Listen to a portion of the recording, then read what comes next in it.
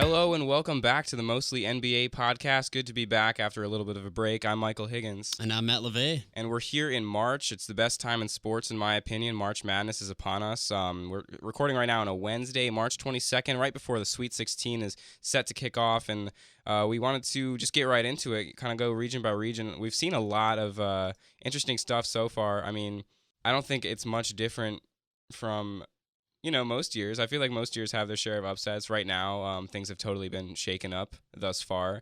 So, we're looking at, 16 teams that probably weren't the first 16 that would have come to mind, had you asked as February was winding down. But that's what the bracket style is for. You get a lot of surprise in there. Yeah, without further ado, I think we could just take it by region, Matt, if that's cool. Yeah, Mike, let's go ahead and take it over to the East region to start us out. Remaining in that region right now, we currently have Florida, Wisconsin, and then we also have Baylor and South Carolina. Are there any teams that really just catch your eye, Mike, or who do you think's really going to come out of that side? I honestly think the winner of this Wisconsin-Florida game, I think, is very intriguing, considering how tough Wisconsin has looked. A lot of fans of Wisconsin, those players on the team, they didn't want the 8 seed. And a lot of people who saw this team thought they were, maybe a little underseeded. And Wisconsin, certainly, they came in, they took care of Virginia Tech pretty handily. They played Villanova tough to the end, knocking off the number one team in the country. So they're definitely an experienced team, a team that's been there within the last several years. They still have players from that team that went to the championship and ended up eventually losing to Duke several years ago. So I think that's a deep team that's a threat to anybody they play on any given night, especially with the nature of March Madness. If you're off on a night, Wisconsin's the kind of team that's going to get you. Yeah, so I think the winner of that matchup, because I think our own Florida Gators, they've done very well for themselves. They've been running in transition very well. They've been playing their brand of basketball and beating people with it sort of with comfort. Their first round matchup against East Tennessee State. East Tennessee State. That was it was a little close for a bit, but then they sort of ETSU seemed to sort of lose their legs towards the end, and Florida kind of just outran them. So many fast break dunks and everything. And then you look at that Virginia game.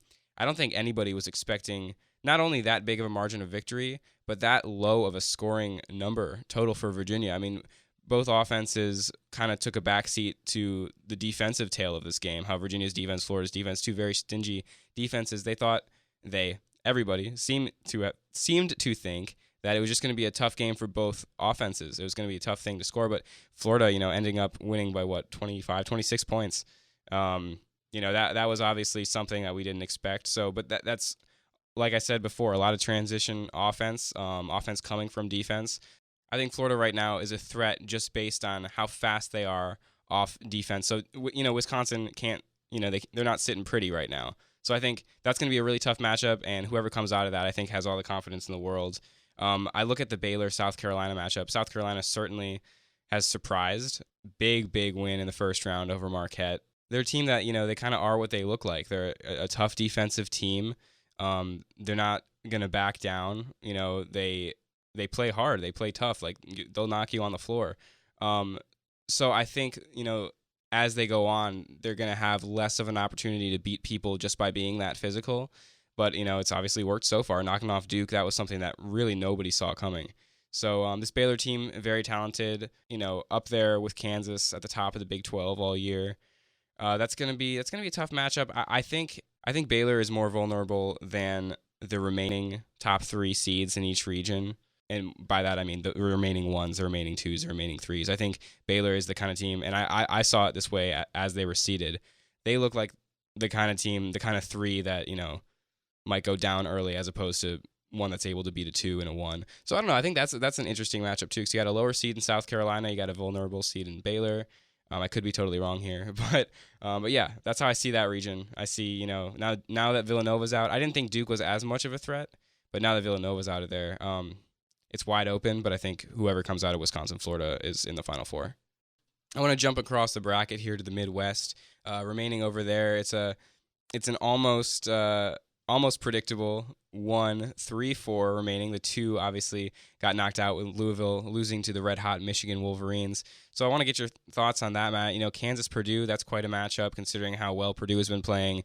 And Oregon-Michigan, a team in Oregon that was great all year, hurt at the end by a big injury, and Michigan, a team that's sort of starting to get it all together just at the right time. Absolutely, Mike. I mean, just starting right out here with the Kansas and Purdue game. This is just probably one of the most interesting games to me so far in the Sweet 16 as we're going into the weekend here. Kansas and Purdue, just completely different styles of basketball for both teams. Kansas is a team that, kind of a track meet team that like to run up and down. Their two guards, Frank Mason and Devontae Graham, both of those guys can shoot lights out. Both of them players of the year candidates. In my opinion, the best backcourt in the nation. And in my opinion as well, for Purdue, you look at their side, arguably the best front court in the nation. Guys down low can rebound the ball. They can score the ball down low. And they're just a more slow half-court kind of team. So it's going to be interesting to see how that plays out with the fast style of pace that Kansas plays and the slow style of ball that Purdue plays with. And then looking over here at the Oregon and the Michigan game, obviously Oregon has been to this point last year. They reached the Elite Eight last year. Dillon Brooks is a tremendous player. They've been in this position before. Dillon Brooks has kind of led the way for them so far as well, too. And then you look at Michigan right now, as you kind of covered a little bit there, Mike. Michigan is just, are they the team of destiny this year? I mean, you look at this Big Ten tournament and all the flight issues and playing in their practice uniforms in the first game of the Big Ten tournament and how they've been just on an incredible stretch lately, winning the Big Ten tournament, now winning both two games and even knocking out Louisville, which a lot of people had going far in this tournament. So, maybe this is Michigan's year. They're certainly playing excellent basketball. They've been on a run, and this is the type of run that you need, to continue to going forward in this tournament. Yeah, I want to pick up on Michigan there a little bit. I think in Oregon they see a bigger test than they did in Louisville. I think Oregon, like you said, is a more experienced team. I think Brooks is one of the best players in the nation, if not the best this year. And that's a team that, they are missing, their big shot blocker down low. But you hit March, anything can happen. But I think Oregon is using it as fuel. I think that they're very hot. And I almost want to say they're the team to beat in that region, just due to the ease of expectation that Kansas has had all year. So I think I want to say that they're really dangerous, in my opinion. So are you taking the winner of the Oregon and Michigan game to go forward, or only if Oregon wins, you would take them to the Final Four? No, I think they're going to win. I don't know about Final Four. I think they're going to win that game. But we'll hit predictions at the end. How about we do that? All right. So we'll take you through each of these regions, and then we'll hit on those predictions towards the end. Jumping into the West here. This is an interesting one because you've got a 1, a 2, a 4, and an 11. So the 11 seed is the Xavier Musketeers, and in this case, that's a team that was really what were they, a 2 last year? They were a really talented team last year. I believe they ended up losing to Wisconsin on that Koenig buzzer beater. Really tough way to go out. They returned a few people. They had some injuries throughout the year. Not the regular season that they probably were expecting. But, I mean, oh my goodness, they hit this March Madness run. They run into Maryland. They win by double digits. They absolutely stomp Florida State, who, one of the class teams of the ACC this year.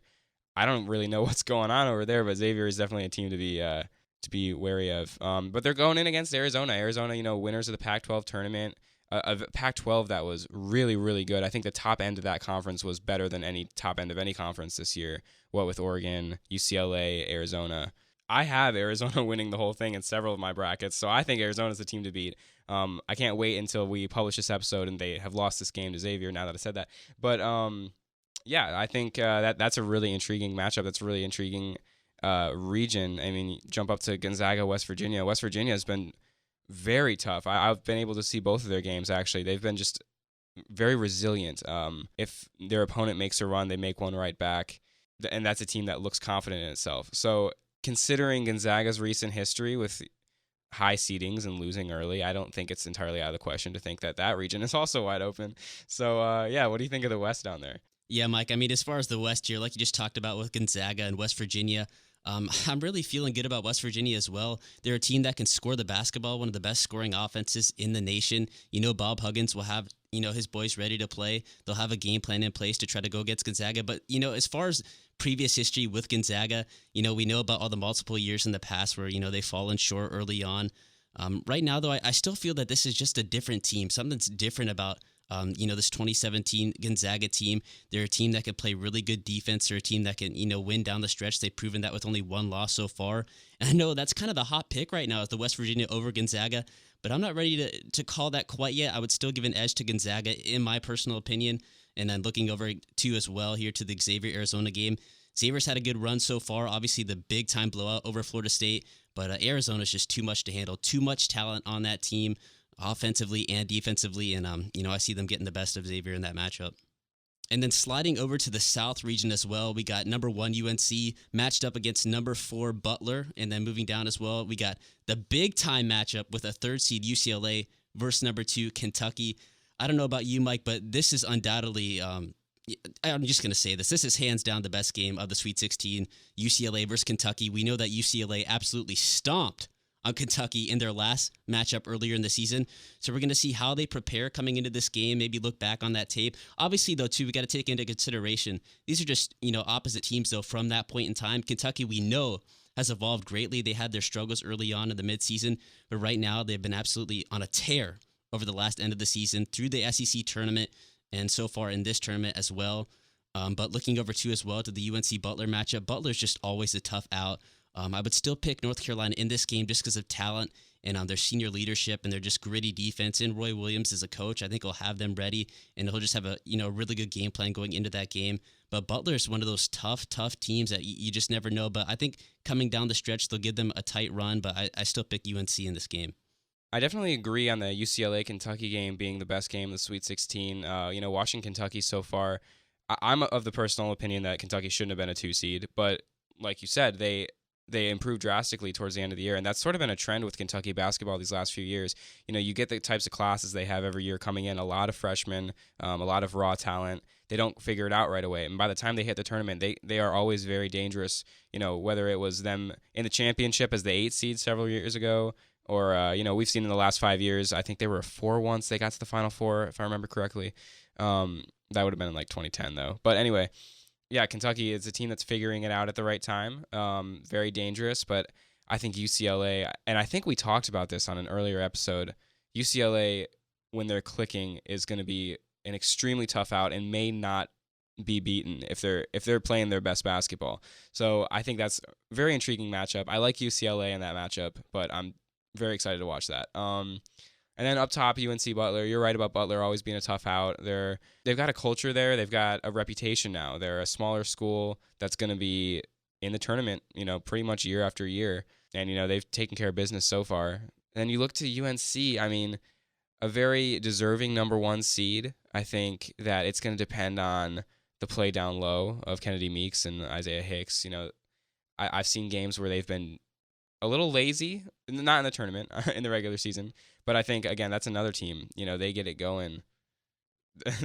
They're capable of steamrolling anyone. So I think that this region becomes very interesting in the Elite 8. I think right now, this is kind of the somewhat calm before the storm of the Elite 8. I think that's going to be the best Elite 8 matchup. Whoever can come out of the UNC Butler game is going to be less interesting than who comes out of the UCLA Kentucky game, but both are going to, I think, have faced such tough roads, considering we have our only 1, 2, 3, 4 region right now, seed-wise. All top 4 seeds are remaining. So I think whoever gets into that Elite 8 has gone through a very tough road. I think it's a very interesting matchup for me. But right now, for these Sweet 16 matchups, I think this is kind of a feel-out stage, see just how good a couple of these teams are down in that South region. Okay, I've got a question for you, Matt. Of the 1 seeds remaining in Gonzaga, North Carolina, and Kansas, who do you think is the most vulnerable coming into this Sweet 16 as a team that is going to have to be very careful to make it into the Elite 8? Yeah, Mike, looking at it right now, out of the 1 seeds that are left, I would probably have to go with Gonzaga. Just because the matchup in particular, you look at West Virginia, it's a team that's capable of scoring so many points, and they score them in spurts too, and when they're on, that offense is just truly rolling. It's really special to see. Gonzaga, though, no doubt, I'll have to give some credit to them. They've had some really good wins so far this year. They had 3 wins over St. Mary's. They had a really good win over our Florida boys as well. But just looking at this matchup, I probably have to say that Gonzaga and West Virginia, Gonzaga is probably the most vulnerable right now in the Sweet 16 out of the 3 number 1 seeds. Yeah, I've got to back you up there. I'm a seasoned non-believer of Gonzaga basketball. I've had a few years in the past where I've really thought they were a team to beat, and they've come out flat a lot of times in the tournament. So until they prove me wrong, I'm going to have to go with you there. I think number 1 Gonzaga, number 4 West Virginia. That's a scary matchup for Gonzaga because I think the pressure obviously is more so on them as a number 1 seed. And like we said, with how deep, experienced, and confident this West Virginia team is coming into this game, I think Gonzaga's definitely got to watch out in that matchup. All right, Matt, we're going to do a little bit of rapid fire here to sort of start to close out this episode. I'm going to take you matchup by matchup in the Sweet 16, and I don't even really want explanation. I just want your pick. So, because I don't want us to be. Let's do it. Yeah, I don't want us to be, given any. Well, maybe no. We're going to pick it. Rapid All right, fire. here we go. And I'm going to do it too. And this is off the top of my head. We do not have anything in front of us. We have not looked at these beforehand, before this episode at least, to really decide who we've got. All right, East Region. 8 Wisconsin, 4 Florida. I'm going with Wisconsin.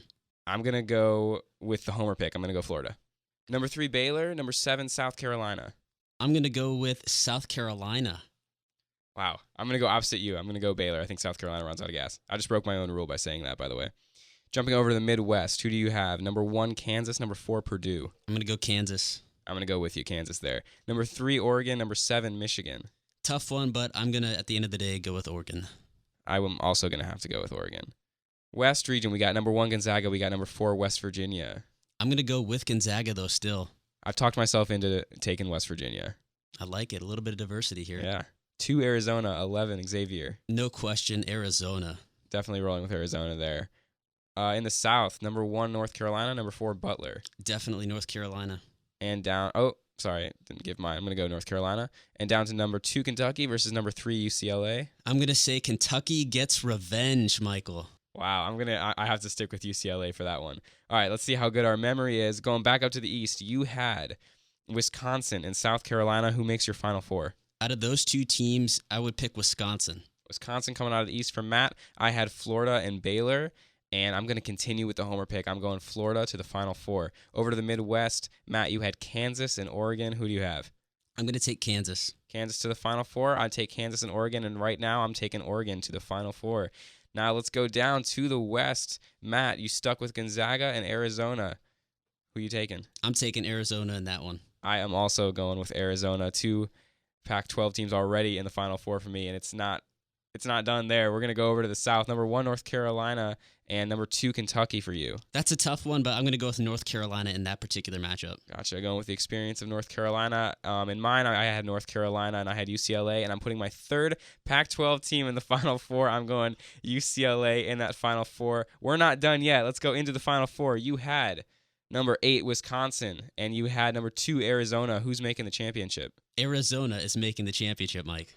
I'm not even going to mention the Florida Gators in this one. I've got Arizona in the championship as well on that side of the bracket. Jumping over to the right side, you had number 1 Kansas, number 1 North Carolina. Big matchup. Who do you have in the championship? North Carolina going to their 2nd straight championship. Rolling with North Carolina into the championship. On the right side, I have Oregon. I have UCLA, a matchup of 2 3 seeds out of the Pac-12, and I'm sticking with UCLA getting into that final against Arizona. And let's look at your championship right now, Matt. You've got Arizona, you've got North Carolina. Who's taking home the hardware?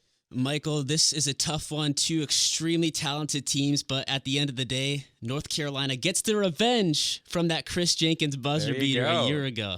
Definitely feasible. I'm going to go, let's see, what did I have? I had Arizona, I'm forgetting. Arizona, and I had UCLA. Wow, that is really tough. And we just saw this, didn't we? Didn't they just play each other? Yeah. They played, in the Pac-12 semifinals, yeah. Really tough matchup. I think, UCLA is very explosive. I think Arizona is a better overall team, and I think, let's say that they're both clicking.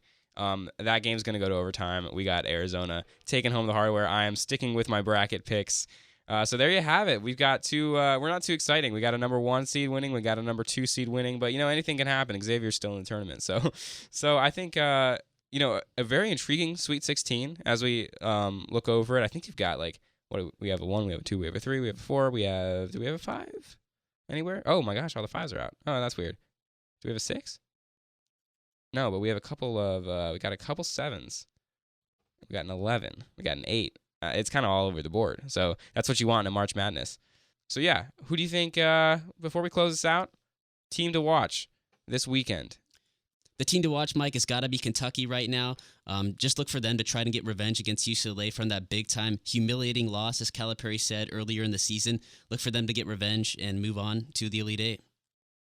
And I'm going to go a little different direction. Haven't brought this up quite yet in the episode. I think if you're looking at the Oregon-Michigan game, you're looking at two confident teams who are trying to ride a little bit of a hot streak coming out of the end of the season. I think the winner of that becomes very dangerous in that Midwest region moving into the Elite Eight.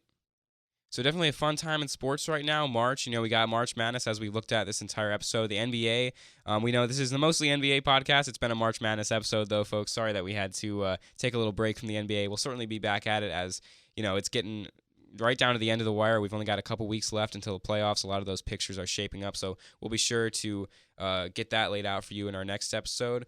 Something I'm really excited about, spring training is getting towards the end here. We got a couple weeks left until the regular season of baseball begins. Very excited for baseball. It's always very a hopeful time in the spring, especially, when your team is looking good. And I've got my Cleveland Indians hoping to get some revenge this year. Hockey playoffs starting soon. We got a lot going on in the world of sports. Spring practices for college football have been going on, so it's a great time to be a sports fan. We hope you stick with us in our next episode of the Mostly NBA podcast. For Matt LeVay, I'm Michael Higgins, and we'll see you next time.